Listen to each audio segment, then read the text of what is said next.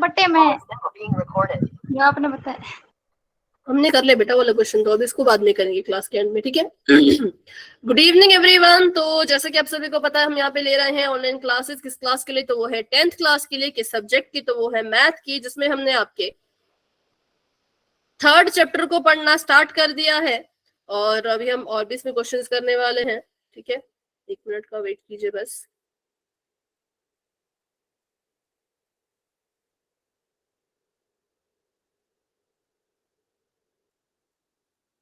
चलो, तो सबसे पहले जिसको शुरू करने से पहले देख लेते हैं पोल रिजल्ट। पोल रिजल्ट जो है वो, आप बहुत से बच्चे क्लास में हो तो आप सभी का पोल रिजल्ट बनाना मेरे लिए थोड़ा सा मुश्किल हो रहा है, तो इसलिए पोल रिजल्ट बनाने का तरीका मैंने अब चेंज कर दिया है। अब आपको आपके नाम नहीं दिखेंगे, अब आपको आपके यूजर नेम दिखेंगे। यूजर नेम मतलब जिस नाम से आप क्लास को ज्वाइन करते हो। जैसे कि मोनिका क्लास ज्वाइन करती है तरुण चौहान जी के नाम से, तो अब पोल रिजल्ट में मोनिका का नाम इसी तरह से आएगा। खुशी क्लास को ज्वाइन करती है सुनील चौरसिया जी के नाम से, तो खुशी का नाम ऐसे ही आएगा। मतलब जिस यूजर नेम से आप क्लास को ज्वाइन करते हो उसी नाम से आपका पोल रिजल्ट आएगा। अब आप बोलोगे कि भाई इस पोल रिजल्ट में तो लाल रंग का कोई है ही नहीं, इसका मतलब क्या पिछले क्लास में सभी ने आंसर दिए थे? तो जी नहीं। पोल रिजल्ट अब इस तरह से बनेगा कि जिस बच्चे ने पोल में आंसर दिया है, चाहे 1 दिया है चाहे 2 दिए हैं, उनका नाम आएगा जिनके सही है। और देखो क्वेश्चन भी आपको दिखेगा, मतलब ये क्वेश्चन नंबर 1 था, क्वेश्चन नंबर 1 का ऑप्शन नंबर सी सही था। तो जिन बच्चों ने सी क्वेश्चन नंबर 1 का किया है और क्वेश्चन नंबर 2 मतलब जो दूसरा क्वेश्चन आपसे पोल में पूछा गया था उसका सही आंसर ए था, तो जिन बच्चों ने पहले क्वेश्चन का आंसर सी दिया दूसरे का ए दिया उनको पूरे मार्क्स मिले, लेकिन जिन्होंने एक आधा गलत कर दिया उनको पूरे मार्क्स नहीं मिले, ठीक है। तो बस ऐसे आपका पोल रिजल्ट बनेगा, जिससे मेरे लिए भी ये इजी रहेगा और आपको भी जो है वो रिजल्ट रोज के रोज मिल जाए करेगा, शायद क्लास के बाद ही मिल जाए। क्या हो गया? मेरा एक गलत हो गया था मैम। हाँ, तो वो आपको यहाँ पे दिख जाया करेगा, ठीक है। जिस भी बच्चे को देखना होगी भाई मेरे कम क्यों हुआ, तो आपको दिख जाएगा कि अच्छा इस क्वेश्चन का आंसर ये था बट मैंने तो ये दे रखा है, तो ऐसे आपको ये भी पता चल जाएगा कि गलती कहाँ हुई और ये भी पता चला जाएगा नंबर कितने हैं। लेकिन अब ये नहीं पता चलेगा कि आपने क्लास कितने देर ज्वाइन की थी, और ये भी पता नहीं चलेगा कि किसने किसने पोल में आंसर नहीं किया है। लेकिन हाँ, जो बच्चा क्लास में आया हो और उसे अपना नाम इस शीट पर या इस पोल रिजल्ट पर नहीं नजर आए तो समझ जाना आपने पोल में आंसर दिया ही नहीं था, और जो पोल में आंसर नहीं देते हैं उसको हम अब्सेंट मानेंगे। तो मेरी नजर में पिछली क्लास में, शनिवार की क्लास में सिर्फ और सिर्फ इतने ही बच्चे प्रेजेंट थे। अगर किसी का इसमें नाम नहीं है तो इसका मतलब आप क्लास में आए हो ना आए हो उससे फर्क नहीं पड़ता। आपने पोल में आंसर नहीं किया तो मतलब आप अब्सेंट थे। हाँ, 2-3 बच्चे हैं जिनके पास पोल रिजल्ट होता ही नहीं है, तो इसलिए नाम देखो आपके यूजर नेम आएंगे ना। सतीश आपका है तो बेटा जय कुमार जी के नाम से है आपका सतीश। और खुशबू आपका भी तो है। पहले दिख नहीं रहा था। मैंने दिया अच्छा था अच्छा, हाँ ये मैंने ग्रुप में नहीं भेजा ना, क्योंकि ग्रुप में भेजी तो आप कंफ्यूज हो जाते। अब इसको मैं ग्रुप में भेज दूंगी, ठीक है। तो अभी देख लेते हैं, जितनों के नाम मुझे याद है उनके नाम ले लेती हूँ। तो जिन बच्चों ने पिछली क्लास में सभी सवालों के जवाब बिल्कुल सही दिए थे उनके नाम है मोनिका, खुशी, अमिता, मनीषा, सतीश, खुशबू कुमारी जी के नाम से मनीषा है ना, मनीषा, आयशा, शिवानी, काजल, मीनाक्षी, निकिता, पिंकी, अमन, वंदना, नेहा, नैन्सी, रानी, भूमिका, दीपिका, अयान एंड अल्फिया, सलोनी, हर्षिता, मुस्कान, नेहा, काजल, एक और नाम से मुस्कान, महिमा, पिंकी और अंजलि। इन बच्चों ने पिछली क्लास में सभी सवालों के जवाब बिल्कुल सही दिए थे, ठीक है। तो चलिए अब करते हैं क्लास को स्टार्ट और स्टार्ट करते हैं अपना आज का टॉपिक, जो कि पिछली क्लास से ही जुड़ा हुआ है। पिछली क्लास में हमने सीखा था कि समीकरण को देखे और बिना उसका ग्राफ बनाए कैसे पता करते हैं कि ग्राफ कैसा होगा। समीकरण को सिर्फ देखना है, ना उसका ग्राफ बनाना है, सिर्फ देख देख के बताना है कि जो ग्राफ है भाई वो होगा कैसा। तो उसके लिए हमें पता है कि क्या किया जाता है, हम उनका अनुपात निकालते हैं। अनुपात निकाल के देखते हैं कि इन तीनों में से कौन सा केस आएगा, और जो भी केस आता है उसके हिसाब से हम पता लगाते हैं कि आपका जो ग्राफ है वो कैसा होगा। एक बार आपको ग्राफ को पता चल गया तो आप समझ जाओगे कि आपका जो हल है वो कितने होंगे, और हल का पता चल गया तो आप बता पाओगे कि ये संगत है या असंगत है। ठीक है, चलिए तो अभी देख लेते हैं इसको पूरा। तो ये आप इसका स्क्रीनशॉट ले लेना, क्योंकि इसमें मैंने आपको पूरी की पूरी इंफॉर्मेशन दे रखी है। मान लो समीकरण युग्म आपका ये है a1 x b1 y c1 बराबर में 0, और दूसरा है a2 x b2 y जमा c2 बराबर में 0। ठीक है, ये हमने आपको यहाँ दे रखा है। और आपने जो है वो यहाँ से अनुपात निकालना है। अनुपात कैसे निकालना है? तो आपने बस अनुपात निकालना है किसका किसका, a1 बटा a2 का। जो भी संख्याएं a1 की जगह पर होगी और जो भी संख्या a2 की जगह पे होगी, उसकी जगह पे आपने संख्या लिखनी है, a1 बटा a2 निकालना है। फिर आपने निकालना है b1 बटा b2, फिर आपने निकालना है c1 बटा c2। अभी देखो चैट में लिखना बंद करो, अभी आपको समझाते हैं तो आप चैट में घुसे रहते हो, समझते नहीं हो, फिर पोल में क्वेश्चन आता है फिर गलत करते हो। जब आपको कोई चीज यहाँ पे समझाई जा रही है तो चैट बॉक्स में कोई कुछ नहीं लिखेगा। आपके नाम मुझे पता है, बार बार अपने नाम मत लिखिए, नहीं पता होंगे तो मैं खुद से पूछ लूंगी। अभी चैट में लिखना बंद करो और यहाँ पे सीखो, फिर पोल में या तो आंसर ही नहीं करते, करते हैं तो फिर गलत करते हैं। ठीक है, ध्यान दो सभी यहाँ पर। तो हमने अपने समीकरण से a1 बटा a2 b1 बटा b2 c1 बटा c2 जो है वो निकालना है। हमने एक बार ये चीजें निकाल दी, फिर हम देखेंगे कि a1 बटा a2 b1 बटा b2 क्या ये एक दूसरे के बराबर है। हमने अनुपात निकाला, अनुपात निकाल के ये देखेंगे कि जो आपने a1 बटा a2 निकाला है, b1 बटा b2 निकाला है, क्या ये बराबर है। अगर आपको लगता है कि नहीं, ये बराबर नहीं है, तो रेखाएं कैसी होंगी, रेखाएं प्रतिच्छेदी होंगी। रेखा प्रतिच्छेदी है तो हल कितने होंगे, एक ही हल होंगे, जिसको हम कहते हैं अद्वितीय हल। और हमें हल से मतलब है, हल मिल रहा है तो हम कहेंगे ये संगत युग्म है। इसके लिए हमने ट्रिक भी बनाई थी कि a1 बटा a2 अगर b1 बटा b2 के बराबर नहीं है, ये दोनों को अगर हम भाई बहन या भाई भाई मान के चले, तो अगर इन दोनों को बराबर के हिस्से नहीं मिल पाए तो इनके बीच में होती है लड़ाई। और जब ये लड़ाई करते हैं तो एक दूसरे से टकराते हैं। जब इनके बीच में लड़ाई होती है तो कैसी होती है, एक दूसरे से टकराते हैं। टकराएंगे तो एक ही बिंदु पर, और जब टकराएंगे एक बिंदु पर तो रेखा प्रतिच्छेदी कहलाई जाएगी। ठीक है, ट्रिक भी मैंने बताई थी और आपको ये भी बता दिया। फिर मान लो आपको लगता है कि a1 बटा a2 b1 बटा b2 c1 बटा c2 तीनों ही बराबर है। पहले केस में बराबर नहीं थे, बराबर हिस्से नहीं मिले थे। दूसरे केस में तीनों को ही बराबर के हिस्से मिल गए, तो तीनों भाई बहन इतने खुश हो जाएंगे कि एक रेखा दूसरी रेखा को अपनी पीठ पे चढ़ाकर घूमेगी। एक रेखा दूसरी रेखा को क्या करेगी भाई, अपनी पीठ पर चढ़ाकर घूमेगी। क्लियर है? तो रेखा हो जाएगी संपाती, और जब रेखा संपाती होती है तो इतने सारे हल निकलते हैं जिनको हम गिन भी नहीं सकते। अपरिमित रूप से अनेक हल निकलते हैं। हल निकल रहे हैं तो मतलब ये संगत युग्म होगा। ठीक है, फिर बात करते हैं। मान लो आपने अनुपात निकाला, अनुपात में क्या हुआ, a1 बटा a2 तो b1 बटा b2 के बराबर आया, लेकिन c1 बटा c2 के बराबर नहीं आ पाया। तो क्या होता है, ये दोनों बराबर पर ये दोनों बराबर नहीं, तो हमारी रेखाएं समांतर होंगी, क्योंकि है तो ये भाई भाई। अब देखो, एक को बराबर हिस्सा मिला, दूसरे को नहीं मिला, तो दोनों हो जाएंगे थोड़े से नाराज। चलेंगे साथ साथ, भाई भाई है, प्यार भी है इनमें, चलेंगे साथ साथ, लेकिन चलेंगे दूर दूर। तो रेखा हो जाएगी समांतर कब, जब ये दोनों बराबर है लेकिन ये दोनों बराबर नहीं है। ठीक है, और जब रेखा समांतर होती है तो कोई हल ही नहीं होता, और जब कोई हल ही नहीं तो उसको हम कहेंगे कि वो असंगत युग्म होते हैं।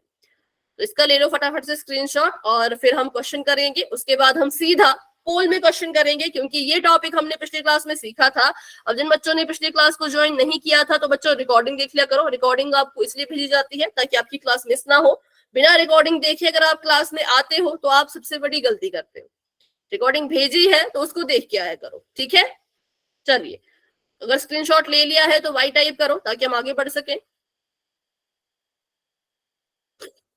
ले लिया मैम। ठीक है, तो बढ़ते हैं बताया आगे। तो था कल। Done ma'am. क्या बताया था बेटा? मम्मी ये वाला जो आपने अब बताया है, हाँ परसों बताया तो था आपने। बताया था, लेकिन अभी नए बच्चे भी आते हैं ना, फिर वो पोल में गलत करते हैं, तो इसलिए फिर से बताना पड़ता है। चलो, एक सवाल देती हूँ, उसको करके बताना। 15x माइनस 10y जमा 5 बराबर में 0 और 9x जमा 5y जमा 5 बराबर में 0। मुझे बताओ ये इसका ग्राफ कैसा होगा? चैट में बताना है। अगर आपको लगता है ग्राफ प्रतिच्छेदी है तो P लिखना, संपाती है तो SM लिखना, संपाती SAM लिखना। चलो SM से पता नहीं चलेगा, SAM संपाती, और समांतर लिखना होगा तो SN। ठीक है, प्रतिच्छेदी के लिए P लिखो, संपाती के लिए SAM लिखो और समांतर के लिए SN लिखो। अच्छा बताओ मुकेश, कैसे है संपाती? क्या सोचा आपने कि आपको संपाती लगा? बताओ माइक ऑन करके। बिना सॉल्व के आंसर देते हो क्या? सॉल्व करके आंसर दिया करो। प्रतिच्छेदी कह रहे हैं कुछ बच्चे संपाती कह रहे हैं, कुछ बच्चे समांतर तो कोई नहीं कह रहा। क्या हो गया? मैम माइनस को भी लगाया जाएगा ना? हाँ बिल्कुल। चलो देखते हैं अब क्या करते हैं। सबसे पहले तो अपने समीकरणों की तुलना करनी होती है। इसको लिखेंगे a1x, जमा का निशान इसको लिखेंगे b1y, जमा का निशान इसको लिखेंगे c1 बराबर में 0। उसके बाद इसको लिखेंगे a2x, क्योंकि दूसरा समीकरण है तो इसको लिखेंगे a2x, जमा का निशान इसको लिखेंगे b2y, जमा का निशान इसको लिखेंगे c2 बराबर में 0। सबसे पहले निकालना है a1 बटा a2। a1 की जगह पे है कितना पहले ये बताओ मुझे। a1 b1 c1 कितने के बराबर है? a1 बताओ। a1 ma'am 15, b1 ma'am 9, minus का 10, माइनस का 10। 9 तो नीचे है ना, ये तो a2 है। और c1 मैम 5, मैम प्लस का 5 बिल्कुल। और अगर बात करें a2 b2 c2 की तो a2 मैम 9 है, मैम 10 नहीं, a2 है 9, b2 है 5 और c2 5। ठीक है, a1 a2 b1 b2 c1 c2 का मान लिख दिया। अब a1 बटा a2 निकालो। a1 की जगह पे 15 है, 15 लिख दिया। a2 की जगह पे 9 है, 9 लिख दिया। अब हमने निकालना है b1 बटा b2। b1 b2 निकालने की कोशिश की तो b1 की जगह पे था माइनस का 10 और b2 की जगह पर है 5। ठीक है, तो इसको काट देते हैं, ये कट जाएगा। 5 कम 5, 5 दूनी 10, ये आ जाएगा माइनस का 2 और ये आया, माइक ऑफ रखो, ये आ गया 15 बटा 9, ये आ गया माइनस का 2। हमने देखना है कि क्या a1 बटा a2 बराबर आए, तो हमने कहा नहीं, a1 बटा a2 जो है वो बराबर नहीं है b1 बटा b2 के। जब ये बराबर नहीं होते तब हम c1 बटा c2 नहीं निकालते। हमें जरूरत नहीं महसूस होती c1 बटा c2 निकालने की, क्योंकि जब ये ही बराबर नहीं तो c1 c2 को क्यों देखें। तो मैंने बताया था जब ये दोनों आपस में बराबर नहीं होते हैं तो रेखाएं प्रतिच्छेदी होती हैं। क्यों? क्योंकि इन दोनों को जब बराबर हिस्से नहीं मिल पाए, इसको मिला 15 बटा 9, इसको मिला माइनस का 2, इन दोनों को जब बराबर चीजें नहीं मिल पाई तो इनके बीच में लड़ाई होगी। लड़ाई होगी तो आपस में टकराएंगे, और जब आपस में टकराते हैं तो प्रतिच्छेद होता है। क्या होता है? प्रतिच्छेद होता है। अब क्योंकि इसका ग्राफ प्रतिच्छेदी है तो इसके हल कैसे होंगे? हल कैसा होगा? एक हल होगा। हेलो क्या बोलते हैं उसको? एक हल होगा। बोलते क्या है उसको? संगत, अद्वितीय। अद्वितीय, बिल्कुल, इसको हम कहते हैं अद्वितीय। क्या कहते हैं? अद्वितीय। तो इसका हल होगा अद्वितीय। और उसके बाद ये संगत है। क्या संगत है? संगत, मैम संगत संगत मैम। ये संगत। ठीक है, तो चलो फिर चलते हैं पोल की क्वेश्चन की तरफ। अभी मैंने आपको सिखा दी कैसे कैसे करना है, केसेस याद कर लो। मेरा पहला केस आया था तो मैंने कहा रेखा प्रतिच्छेदी है। आपका अगर दूसरा केस आए, सारी ही बराबर आ जाए, तो कहना संपाती रेखा है और इसके बहुत सारे हल होंगे। और हल निकले तो संगत होगा। अगर केस नंबर 3 आए कि एक बराबर नहीं, तो फिर क्या करना है, फिर आपने बोलना इसका कोई हल ही नहीं है। ठीक है, तो चलिए क्वेश्चन कर लेते हैं। चैट मैंने कर दिया अभी ऑफ, और क्वेश्चन आप सभी के सामने आने वाला है। आपको यहाँ पे दो समीकरण दे रखे हैं। पहला है 5x माइनस का 10y जमा का 15 बराबर में 0, और दूसरा है 10x जमा का 20y 10x जमा का 20y जमा का 30 बराबर में 0। इसको आपने क्या करना है, देखना है कि ये समीकरण कैसे हैं और इनके हल कैसे होंगे, ये आपने देखना है। ठीक है, और आंसर देना है पोल में।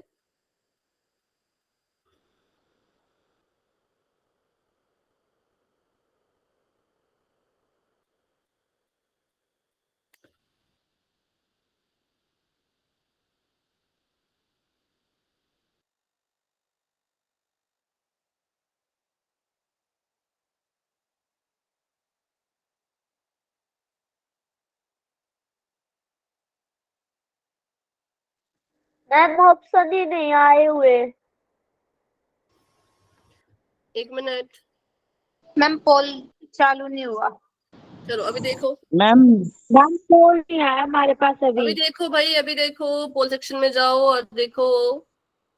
Done ma'am. Okay done ma'am. Done ma'am. Okay, सभी कोशिश मैम करो, सभी ट्राई करो। Done ma'am. ठीक है, मैम साइन साथ में देखने होते हैं क्या? बिल्कुल, अगर साइन दिए हैं तो साइन भी देखो, डन मैम। अगर साइन दे रखा है तो जरूर देखना है। ठीक है, ओके ओके, जिनका हो चुका है वेरी गुड, हैंड रेज कर लो। Done ma'am. ओके बेटा, मैम पोल का रिजल्ट नहीं आ रहा। अभी नहीं आएगा बेटा, बाद में आएगा। ठीक है, अब पोल का रिजल्ट मैं दिखाऊंगी पोल एंड होने के बाद। बहुत से बच्चे क्या करते हैं ना, दो आईडी से जुड़ जाते हैं, फिर एक आईडी से दे देंगे गलत आंसर, दूसरी आईडी से दे देंगे सही आंसर, फिर दिक्कत हो जाती है। इसलिए का रिजल्ट पोल खत्म होने के बाद। हाँ बोलो। इसे तीनों कैसे सॉल्व करें ना हम पहले? तीनों केसेस सॉल्व नहीं करने हैं, A1 बटा A2, B1 बटा B2, C1 बटा C2 निकालो, फिर देखो केस कैसा आ रहा है। ठीक है, ओके मैम। पहले दो ही करो। अगर आपको लगता है कि A1 बटा A2 B1 बटा B2 के बराबर आया, तब C1 बटा C2 निकालो। अगर लगता है नहीं आया, तब C1 बटा C2 निकालने की जरूरत नहीं है। अगर बराबर आया तो अगला भी निकालो, अगर बराबर ही नहीं आया तो C की तरफ जाने की जरूरत नहीं है। ठीक है, मैम हाँ बोलिए। ये 3 डॉट पे ये 8वां ऑप्शन क्या है मैम? Done ma'am. आठवां ऑप्शन कैसा? आठवां ऑप्शन जहाँ पे पोल रिजल्ट, जहाँ पे पोल में आंसर देते हैं। क्या ऑप्शन है बेटा? मेरे तो 1 2 3 4 5 6 7 8, मेरे भी 8 ही है, बट मेरा एक अलग है ना, आपकी तरह नहीं है। एक तो एक्टिविटीज का है, एक सेटिंग का है, एक शेयर स्क्रीन का है, कैप्शन का है। ऑन दी गो है मैम। इसका तो बेटा मुझे भी नहीं पता ये ऑन दी गो क्या है, बाकी बच्चे भी बोल रहे थे, बट मुझे ऐसा ऑप्शन अभी आया नहीं है। ठीक है, और यहाँ पे भी नहीं दिखता ये।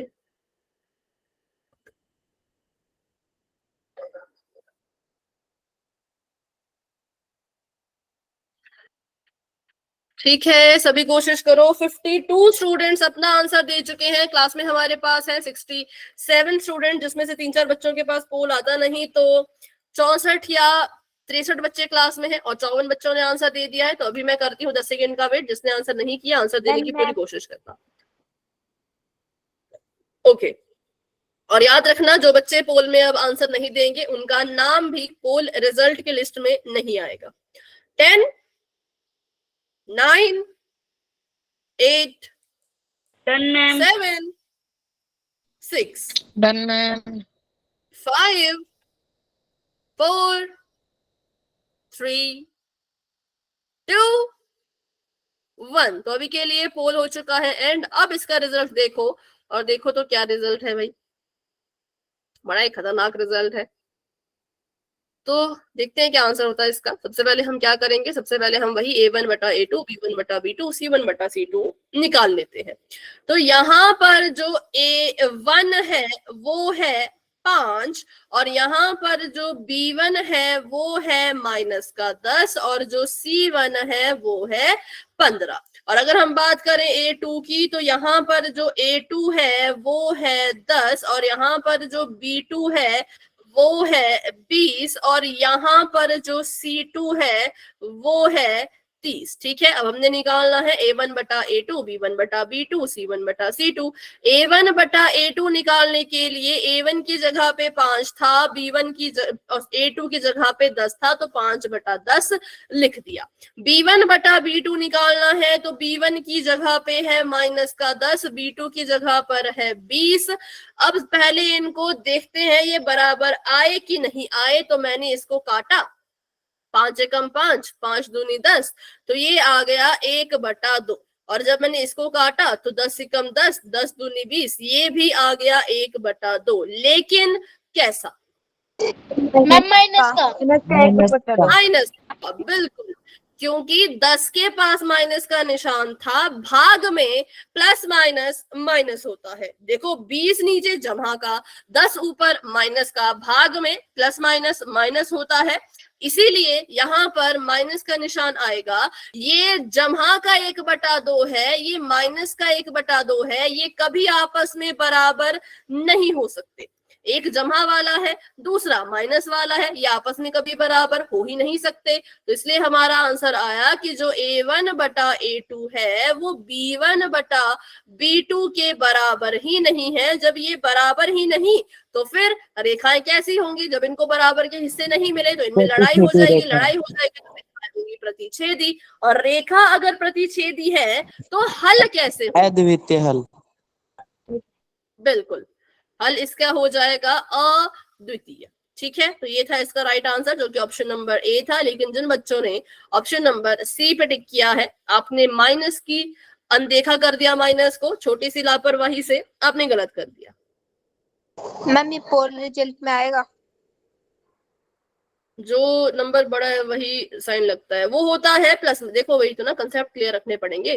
प्लस माइनस में वैसा होता है। ठीक है मुकेश, जो आप कह रहे हो वो होगा कब? जब आप जमा करोगे या घटाओगे तब वैसा करना है कि बड़ी संख्या का चिन्ह। लेकिन गुणा और भाग में क्या करते हैं? Corresponding angle. कॉरेस्पॉन्डिंग एंगल कहां से आया भाई? हम तो इसके बारे में पढ़ ही नहीं रहे हैं। तो जब गुणा या भाग की बात करते हैं तब इनकी भी गुणा करते हैं, plus minus minus, minus minus plus, plus plus तो प्लस ही होता है। 34 बच्चों का गलत है, बिल्कुल 34 स्टूडेंट्स ने अपना आंसर जो है वो गलत किया है, और इसके अलावा जितने बचे उन सभी का लगभग सही है। ठीक है, तो चलिए एक और क्वेश्चन कर लेते हैं, उसको भी पोल में करेंगे। उसको ध्यान से करना, जल्दबाजी में गलत नहीं करना है, बिल्कुल सोच समझ के और बिल्कुल आराम से करना है। ठीक है, तो अभी के लिए चैट हो चुकी है ऑफ, साइन वगैरह का ध्यान रखना बिल्कुल। अच्छा, मान लो अगर ऊपर वाली संख्या भी माइनस की, नीचे वाली संख्या भी माइनस की, तब क्या होगा? तब आए बटा दो, 10 एकम 10, 10 दूनी 20। लेकिन कैसा? तो जमा माइनस का। कैसा? प्लस, क्योंकि माइनस माइनस प्लस हो जाएगा। क्या हो जाएगा? माइनस माइनस प्लस हो जाएगा। इसका ध्यान रखना, साइन का ध्यान रखना। अगर दोनों ही माइनस के हैं तो उत्तर जमा में आएगा, अगर एक जमा में है दूसरा माइनस में है तो प्लस माइनस माइनस आएगा। ठीक है, चलिए तो अभी के लिए चैट को करते हैं ऑफ। चैट पहले से ऑफ थी, और करते हैं अपना क्वेश्चन। तो क्वेश्चन आप सभी के सामने ये है, बिल्कुल ध्यान से करना। यहाँ पे भी मुझे दिख रहा है भाई साइन, तो साइन की गड़बड़ी नहीं करनी है। अच्छा, ये तो वही क्वेश्चन है, सॉरी, इसका आंसर ये है। आगे बढ़ते हैं, चलो यहाँ पे भी पर साइन तो है ही, तो साइन से बच के रहना। पहला समीकरण 6x माइनस का 3y जमा का 10 बराबर में 0। दूसरा समीकरण 2x और माइनस का y जमा का 9 बराबर में 0। ठीक है, अब यहाँ पे देखें तो ये भी माइनस का है और ये भी माइनस का है। और ध्यान रखना यहाँ पे y के साथ कुछ नहीं है, लेकिन उसके साथ एक माना जाता है। ठीक है, वैसे तो y के साथ कुछ नहीं है, पर मान के चलते हैं कि एक है। तो ध्यान रखना, साइन का भी ध्यान रखना, और ढंग से इनका रेशो निकालना और ढंग से काटना। और जो भी आंसर आएगा वो देना है पोल में, जो कि आपको अभी नजर नहीं आएगा, थोड़ी देर बाद पोल नजर आएगा। ठीक है, तब तक के लिए अच्छे से सॉल्व कर लो।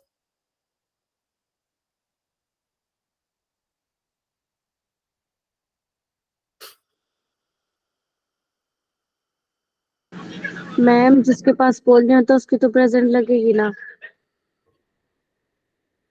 हाँ, अब मतलब जो क्लास में आ रहा है, आपके पास पोल नहीं है तो आपकी लग जाएगी, लेकिन जिनके पास पोल है और तब भी वो आंसर नहीं करते हैं उनकी नहीं लगेगी। ठीक है, ओके मैम। काटना है, काटो, गलत कर रहे हो, जल्दबाजी में गलत कर रहे हो। नहीं, बिल्कुल गलत आंसर आ रहा है, बिल्कुल गलत आंसर आ रहा है। काटो, अगर आपको लगता है कि कट सकते हैं तो उनको काटना होता है। अब जल्दबाजी में सभी ने, मतलब मैक्सिमम बच्चों ने अपना आंसर कर दिया है गलत। मैम दिखाई नहीं दे रहा किसने कितना किया है। अभी नहीं दिखेगा बेटा, एंड में दिखेगा जब पोल खत्म हो जाएगा तो। ठीक है,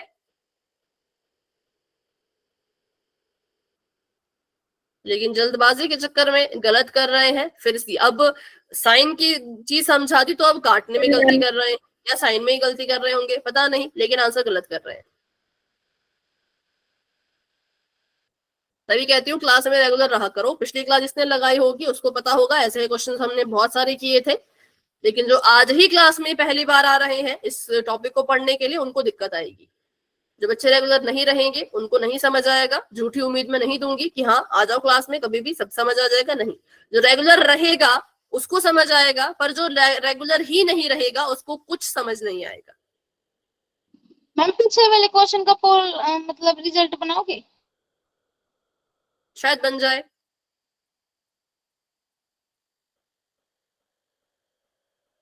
इसका तो पक्का ही बनेगा, इस वाले क्वेश्चन का। पीछे वाले की गारंटी नहीं है, क्योंकि ये आपका असली क्वेश्चन है, क्लास का क्वेश्चन ये है। तो अभी इतने ज्यादा बच्चों ने गलत किया है, मतलब देख के लग रहा है कि पढ़ाने का फायदा ही क्या है फिर, अगर आपको ऐसे ही करना है जल्दबाजी में गलत। तो सोचने समझने का टाइम ही नहीं लेते हो, कॉपी पे सॉल्व भी नहीं करते हो, बस सोचते हो कि मैथ तो तुक्का लगा के हो जाएगा। मैम मेरा तो सही है।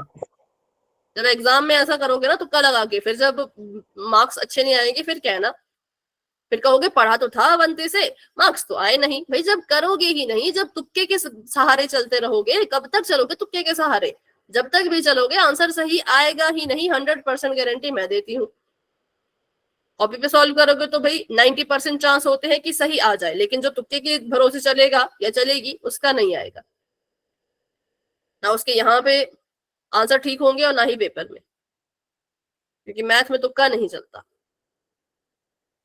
47 स्टूडेंट्स अपना आंसर दे चुके हैं। क्लास में हमारे पास अभी 67 स्टूडेंट हैं, जिसमें से 3-4 बच्चों के पास पोल नहीं आता, तो 63 के करीब बच्चे हैं। लेकिन अभी 47 ही बच्चों के आंसर आए हैं। तो 9:02 तक, 3 मिनट तक मैं वेट करूंगी, उसके बाद हम पोल को एंड करेंगे, क्योंकि उतना लंबा सवाल नहीं है, बिल्कुल छोटा सा सवाल था। 9 मैम बजकर मेरा तो सही है। क्या हो गया? मेरा तो सही है मैम आंसर। कोई बात नहीं, बहुत से बच्चों का सही है, लेकिन बहुत से बच्चों का गलत भी है। सही जितने बच्चों का है उससे दुगने बच्चों का तो गलत है। ये निकालते नहीं है तो ऐसे लगाते हैं। अब वो तो मुझे नहीं पता, पर आप ऐसा मत बोलो कुछ भी, ठीक है। 50 बच्चों के आंसर आ चुके हैं और 10-12 बच्चे अभी भी रहते हैं। तो 9:03 पे मैं पोल एंड कर दूंगी, क्योंकि आपने जब तुक्के ही लगाने हैं तो वेट करने का फायदा क्या? पोल मैंने का ही कर दिया फायदा।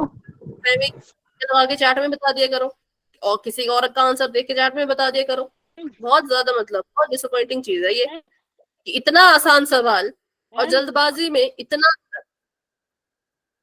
क्या हो गया बेटा? A2 की जगह क्या है मैम? A2 की जगह पे 2 है।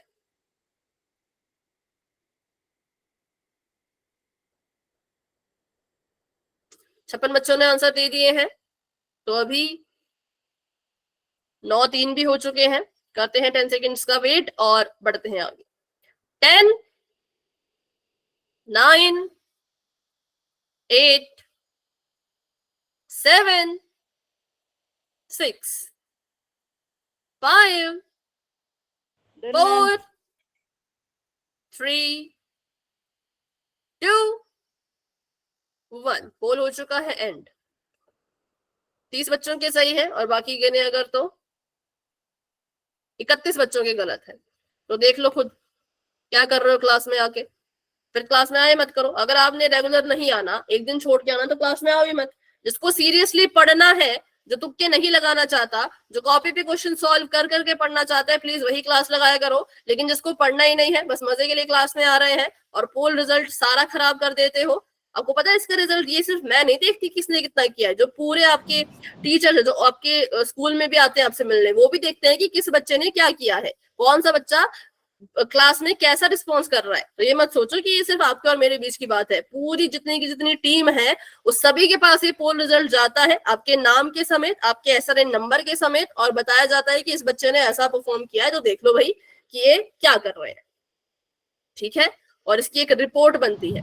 तो इसलिए जो सीरियस है पढ़ाई के लिए, सिर्फ वही क्लास लगाया करो। जिसको अच्छे से नहीं पढ़ना, तो मैं पहले ही मना करती हूँ, बोल देना सर को कीर्ति मैम ने मना किया है, रहने दो, आना अगर ढंग से नहीं पढ़ना है तो ठीक है, मेरा नाम ले लेना, नहीं मन करता तो जबरदस्ती मत आया करो। करते हैं इसको सॉल्व। सबसे पहली चीज, हमने इसकी तुलना करनी थी अपने समीकरण से, तो इसकी तुलना हम कर लेते हैं पहले।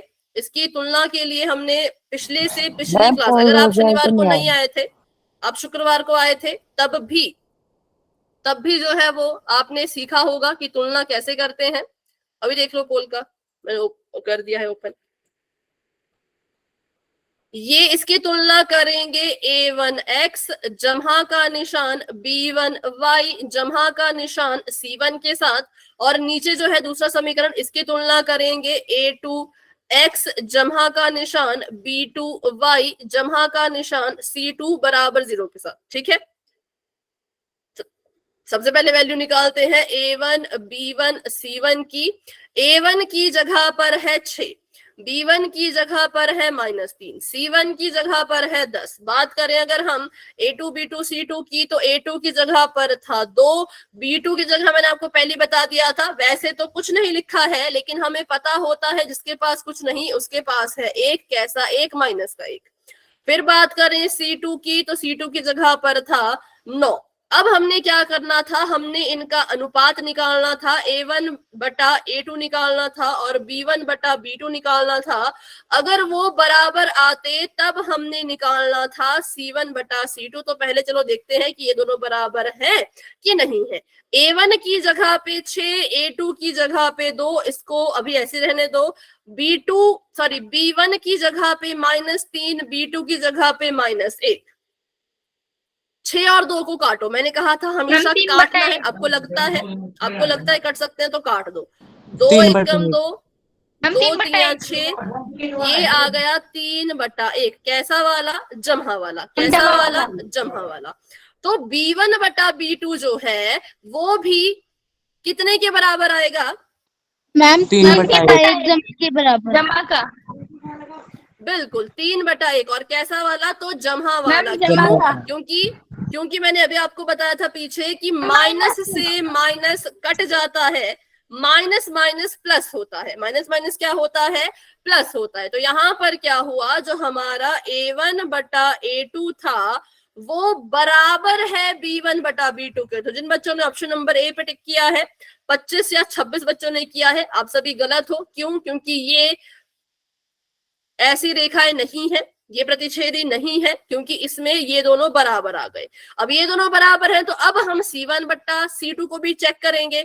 A1 बटा A2 B1 बटा B2 के बराबर है, तो C1 बटा C2 को भी चेक करो। इसको चेक करने के लिए देखो, C1 की जगह पर 10 था, C2 की जगह पे 9 था। 10/9 को अगर काट भी दिया, कटेंगे ही नहीं कटेंगे। तो इसका मतलब A1 बटा A2 तो B1 बटा B2 के बराबर है, लेकिन जो C1 बटा C2 है वो इनके बराबर नहीं था। जब ये इनके बराबर नहीं है तो मैंने कहा था कि इन दोनों को तो बराबर का हिस्सा मिल गया, लेकिन इसको बराबर का हिस्सा नहीं मिला, तो क्या होगा? तो होगा ये कि ये रेखाएं एक दूसरे से हो जाएंगी नाराज। ठीक है, क्या हो जाएंगी? नाराज। तो एक रेखा अगर ऐसी जा रही है तो दूसरी रेखा ऐसी जाएगी, चलेगी साथ साथ। मैं नहीं कह रही कि साथ नहीं चलेगी, अब हमने इनको भाई बहन माना है तो भाई बहन में प्यार तो होता ही है। चलेंगे ये साथ साथ, लेकिन चलेंगे दूर दूर, क्योंकि नाराज है। नाराजगी में चलते हैं दूर, लेकिन चलते साथ ही हैं, एक दूसरे को खोने नहीं देते हैं। तो इसका मतलब रेखाएं होंगी समांतर, और जब रेखा समांतर होती है तो कोई हल नहीं होता। मैम एक बार से समझाना। मैम ये तो इसको समांतर ऑप्शन रेखा नंबर, है और कोई हल नहीं होते इसके। हाँ लेकिन देखो तो अभी 31 नहीं, अभी तो मुझे लग रहा है और भी ज्यादा बच्चों की गलत है भाई। अच्छा नहीं, इतने ही है, कोई हल नहीं होगा, तो ऑप्शन नंबर बी करेक्ट है। ठीक है, फिर से समझाना, फिर से कहां से समझना है बताओ, कौन सा पॉइंट आपको समझ नहीं आया?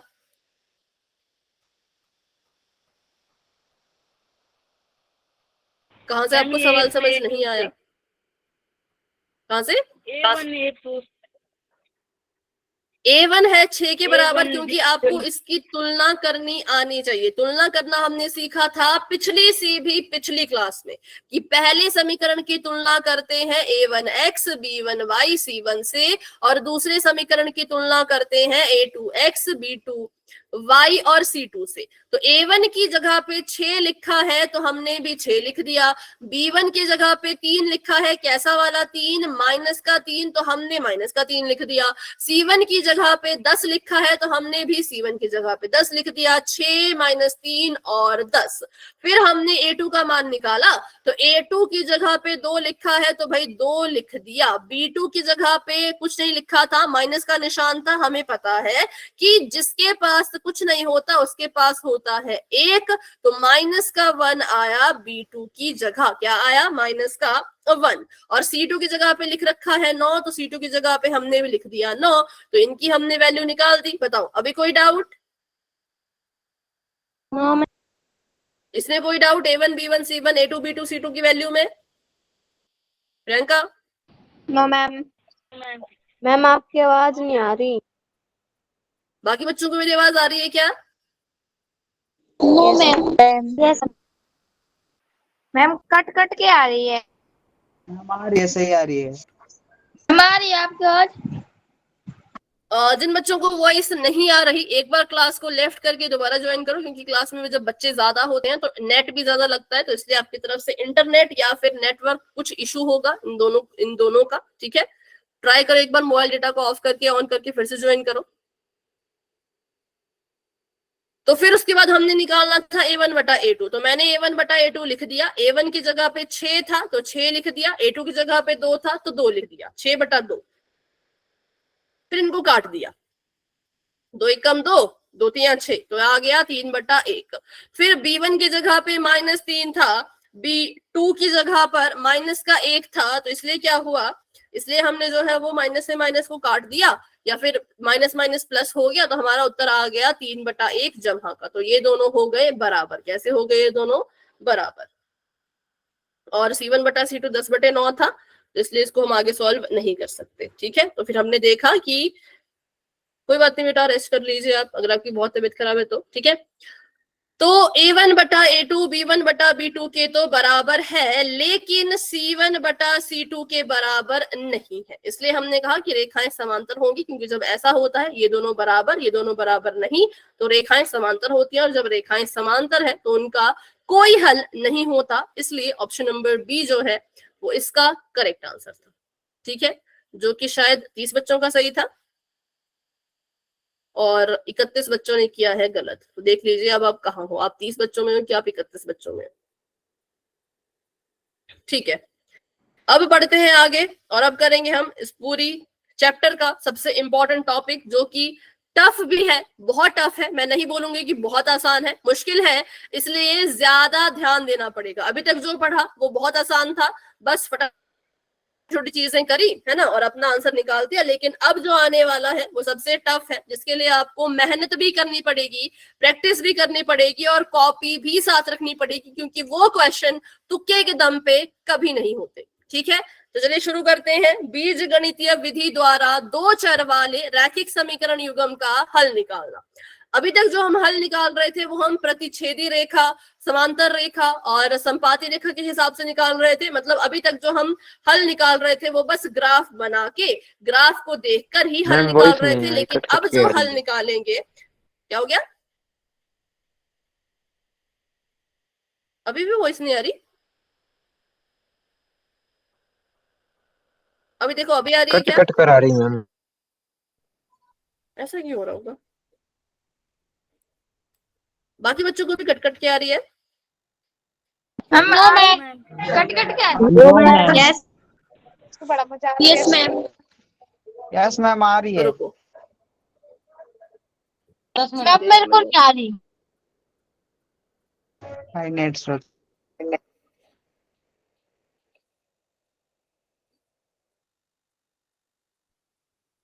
ठीक है, अभी बताओ, अभी आ रही है? Yes ma'am. Yes ma'am. Yes ma'am. नहीं, जिनको नहीं आ रही थी वो बताओ, अभी आ रही है? अब क्लियर है मैम। सतीश, ठीक है, ठीक है। हर्षिता, आपको आ रही है? मैम मुझे पहले भी आ रही थी। आपने बोला पहले कट कट के आ रही है। मैम मैंने कहा था कि मेरे क्लियर आ रही है, इन्हें नहीं आ रही। अच्छा अच्छा, ठीक है। अब हम सीखेंगे बीज गणितीय विधि, जिसके द्वारा हम रैखिक समीकरण का हल निकालेंगे। अभी तक हम ग्राफ की मदद से कर रहे थे, देख देख के कर रहे थे, तो लगा लगा के कर रहे थे, अब नहीं होगा। अब हम इसको हल करेंगे, मतलब कैलकुलेशन करेंगे, जमा घटाना गुणा भाग पक्षांतरण विधि, बराबर से उधर लेके जाओ इधर लेके आओ, वो सब कुछ करेंगे इन विधियों में। ठीक है, तो सबसे पहले आपको सवाल पूछा है कि मान लो आपका जो समीकरण है उसमें आपको ऐसे बिंदु मिल जाए, क्या इनको आप ग्राफ पर आसानी से बता सकते हो या आसानी से पढ़ सकते हो ग्राफ पे इन बिंदुओं को? बताओ। नहीं पढ़ सकते, है ना? तो मान लो किसी रैखिक समीकरण के ऐसे हल हो और उनको उनका हमने ग्राफ बना दिया हो, तो ग्राफ पढ़ने में तो बहुत दिक्कत हो जाएगी। तो ग्राफ की मदद से तो हम क्वेश्चन हमेशा सॉल्व नहीं कर पाएंगे। तो ये कह रहे हैं कि जब हमारे पास ऐसे बिंदु होते हैं तो ग्राफ को पढ़ने में और ग्राफ को बनाने में बहुत दिक्कत आती है और बहुत ज्यादा गलती होने के चांसेस होते हैं। इसलिए हम क्या करते हैं, इन क्वेश्चंस में ग्राफ की विधि का इस्तेमाल नहीं करते हैं। तो अगर ग्राफ की विधि का इस्तेमाल नहीं कर सकते तो क्या इसके अलावा कोई और विधि है जिससे हम इसको सॉल्व कर सकते हो? तो बिल्कुल इसके अलावा सॉल्व करने की विधियां होती हैं, हल निकालने की विधियां होती हैं। एक होता है ग्राफ का तरीका और बाकी विधियां होती हैं जो आपने स्कूल में भी पढ़ी होंगी, जिनको हम कहते हैं बीज गणितीय विधि, जो कि दो है। पहला है प्रतिस्थापन विधि और दूसरा है विलोपन विधि। आपके सिलेबस में एक और विधि होती वज्र गुणनखंड, लेकिन वो नहीं है क्योंकि उसको काट दिया गया, जो कि आपके लिए एक तरह से अच्छा ही है। वो थोड़ी सी टफ होती, मतलब होती तो वो भी इजी है बट आपके लिए शायद थोड़ी टफ हो जाती। लेकिन अभी आपके सिलेबस में दो ही विधियां हैं तो हम दो ही विधियां पढ़ेंगे, एक है प्रतिस्थापन और दूसरी है विलोपन। ठीक है, एक है प्रतिस्थापन और दूसरी है विलोपन। तो चलो फिर इसको स्टार्ट करते हैं। प्रतिस्थापन विधि हम सीखेंगे, जो कि मुश्किल है बहुत से बच्चों के लिए, तो इसलिए बिल्कुल ध्यान से सुनना, सीखना, डाउट जहां पर हो पूछना। सबसे पहले आपको यहाँ पर आपको पता है कि रैखिक समीकरण युग्म की बात हो रही है तो हमेशा दो समीकरण मिलेंगे, लेकिन पहले इन्होंने एक ही समीकरण पे आपको ट्राई करने के लिए बोला कि ये आपके पास है x जमा y बराबर है 9 और आपको बोला है कि x का मान जो है वो 4 है। तो इसकी मदद से आप y का मान निकाल के बताओ। 5। ठीक है, हमें x का मान 4 दे रखा था, हमने x के मान को इस समीकरण के x में प्रतिस्थापित कर दिया। इसी को कहते हैं प्रतिस्थापन करना, कि आपके पास चर का जो मान है, आपके पास चर की जो वैल्यू है उसको आप समीकरण में डाल दो। आपके पास चर का जो मान है उसको समीकरण में डाल दो, इसी को प्रतिस्थापन कहते हैं। तो मेरे पास x का मान 4 था, मैंने समीकरण में x को हटाया, x की जगह पे 4 लिख दिया। तो जहाँ में y था, y ऐसे कैसा रहने दिया क्योंकि y की वैल्यू थोड़ी दी है, x की दी है ना, तो x को हटा के लिखा 4 और बराबर में लिख दिया 9। अब हमें पता है इसके बाद क्या करते हैं, जैसे हम x का मान निकालते थे या किसी भी चर का मान निकालते थे उसको अकेला छोड़ते थे, तो y को अकेला छोड़ेंगे, 9 बराबर के उस पार है, 4 को यहां से उठाया और बराबर के उस पार भेज दिया, तो ये वहां जाके कैसा हो जाएगा, माइनस का। बिल्कुल, तो हमारे पास आ गया कि y कितना है, 9 में से 4 गए तो 5 है। तो हमने बस इसी को कहते हैं प्रतिस्थापन। ये छोटे सवाल में थी, लेकिन जो आपको बड़े सवाल मिलेंगे उसमें प्रतिस्थापन विधि का थोड़ा सा अलग होता है और थोड़ी सी मुश्किल कह सकते हैं। तो y यहाँ पे आ गया 5, क्योंकि हमें x का मान दिया था, हमने y का मान चुटकियों में निकाल दिया। तो इसे कहते हैं बिल्कुल सिंपल सा सवाल। लेकिन अगर मान लो थोड़ा सा इसको टफ कर दे, पर अभी देख लो ये वाला करके बताओ। चलो ये देखते हैं, x माइनस वाई बराबर है 15। यहां से आपको एक नया कंसेप्ट सीखने को मिलेगा जिसको आपने याद रखना है पूरी प्रश्नावली में। उस कंसेप्ट को याद रखना है पूरी प्रश्नावली में। y अगर 6 है तो x कितना होगा? मैम 21। नो मैम, अभी वो कंसेप्ट यूज नहीं हुआ। x का मान 9 है। तो हाँ, जो मैंने बोला वो कंसेप्ट यूज ही नहीं हुआ। x को ऐसे कैसे रखेंगे, y की जगह पे लिख देंगे 6 बराबर में लिख देंगे 15, ठीक है, और x को अकेला छोड़ देते हैं, तो 6 यहाँ पर माइनस का है, उस तरफ जाएगा तो जमा का बन जाएगा, तो x आ गया 21। तो अभी वो कंसेप्ट यूज नहीं हुआ क्योंकि यहाँ पे आपको वैल्यू दे रखी थी, अगर नहीं दी होती तब वो शायद यूज होता, ठीक है। 21 आ गया। 8 किसका आ रहा है? 8 तो नहीं होगा। क्या लिख रहे हो, x 8 x 9? 8 कैसे हुआ, 9 कैसे हुआ? गलत है, गलत है। मैम आप चैट सेक्शन ऑफ कर दो। 6 यहाँ पर माइनस का है, कैसा है? माइनस का है। अगर मैं 6 को उठा के बराबर के उस पार भेजूंगी तो जमा का हो जाएगा। इस बात को याद रखो, जब कोई चीज बराबर को क्रॉस करती है, बराबर के निशान से उधर जाती है, तो उसका चिन्ह बदल जाता है। क्या होता है? चिन्ह बदल जाता है। अभी बताओ अयान, अल्फिया, खुशबू, अभी समझ आया? x यहाँ माइनस का था, इसको उठा के उधर भेजा तो जमा का बन गया, तो इसको जोड़ेंगे x 21 आएगा, ना कि 8 आएगा। बताओ अभी क्लियर है? हाँ, यस मैम। ध्यान रखना है, ठीक है, ध्यान रखना है। चलो इसको बाद में करेंगे, अभी आपका मैं यही देखती हूँ क्योंकि मुझे लग रहा है इसमें ही आप अभी कंफ्यूज हो।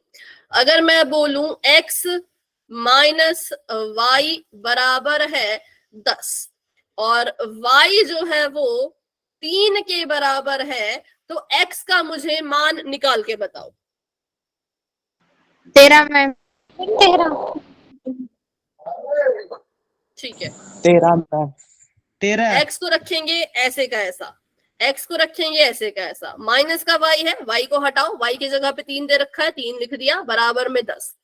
x को अकेला छोड़ेंगे, 3 यहाँ पर माइनस का था, 3 को उठा के उधर भेजा तो वहां जाकर के ये जमा का बन जाएगा, क्योंकि एक रूल होता है, एक नियम होता है कि अगर कोई संख्या हो, अगर कोई चर हो, कुछ भी हो, अगर वो बराबर को क्रॉस करते हैं, बराबर के निशान को क्रॉस करके जाते हैं, तो अपना चिन्ह बदल देते हैं। अगर संख्या यहाँ पर जमा की है तो बराबर के उस पार जाके माइनस की हो जाएगी। संख्या अगर यहाँ पे माइनस की है तो बराबर के उस पार जाके जमा की हो जाएगी। संख्या अगर यहाँ पर गुणा कर रही है तो बराबर के उस पार जाके भाग करेगी, और संख्या अगर यहाँ पर भाग कर रही है तो बराबर के उस तरफ जाके गुणा करेगी। ठीक है, क्या करेगी? गुणा करेगी। अभी थोड़ा सा टफ क्वेश्चन लेते हैं, थोड़ा सा लंबा सवाल लेते हैं, इसको मिटा के करते हैं। अगर मैं बोलूं 3x जमा 4y बराबर 15 और y आपको दे रखा है 2 के बराबर, तो आप मुझे x का मान निकाल के बताओ। चलो फटाफट से करो। 3x जमा 2y, सॉरी 3x जमा 4y बराबर में है 15। y तो x का मान निकाल के बताओ। मैम 5। 7/3. 7/3। No ma'am.